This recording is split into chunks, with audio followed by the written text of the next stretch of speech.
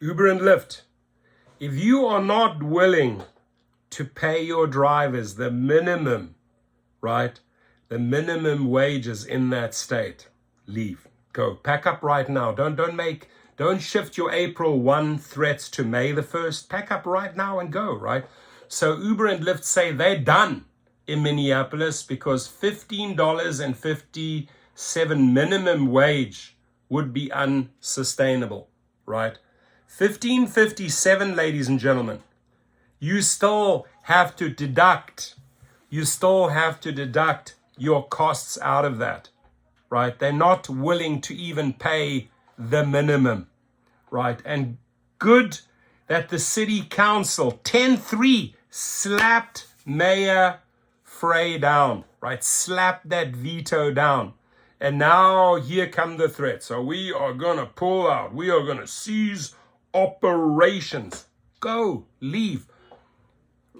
Drivers, don't be afraid. Riders, don't be afraid. There are many companies waiting to fill that void. It happened in Austin.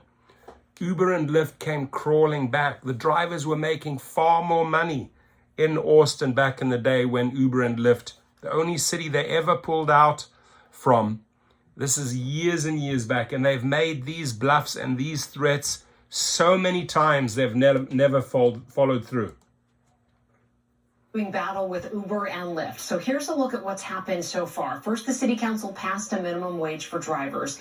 The mayor vetoed it, and today the council overrode that veto. Good. It all comes as the companies threatened to shut down operations if the city approved that. Karen Scullin joining us. And Karen, a lot of reaction to this story, and a lot of people wondering what's going to happen here with Uber and Lyft. Yeah, a lot of reaction because it impacts a lot of people. But just because there's a new ordinance in place doesn't mean this story is over. Exactly. That carries and the veto is overridden. Yeah. It's a done deal for now. This is a huge victory. As drivers, we feel like we punched the bully in the nose. The Minneapolis City Council voting 10-3 to overturn Mayor Jacob Freys' veto of their ordinance to raise the minimum wage for Uber and Lyft drivers. City Council did what we were supposed to do today. We passed policy in response to the needs of our residents. And that is our focus, and that is what we deliver. Amen. Both rideshare companies say the increase is too much, so they're shutting down operations May 1st. Leave and go. That use rideshare service need to be prepared. Drivers that are employed through rideshare need to be prepared. This is not just about Minneapolis. I think there are repercussions to the entire region where our whole state needs to be prepared. Freys said state data showed the raises council came up with are unreasonable, and there were better solutions that would have still included increased wages and benefits. We should be following what the data says. That data is so flawed, baby. Drivers at today's vote don't believe Uber and Lyft will actually pull out, and council members say if they do, there's a solution.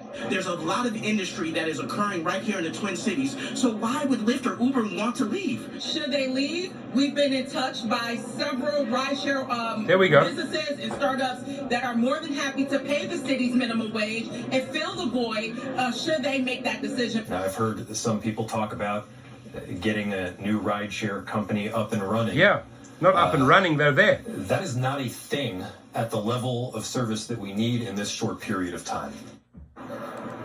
So, I have news for Mayor Frey, right? People fill voids overnight. Look at what happened in Austin, Texas. You need to go and look at you need to bring right data, not flawed data.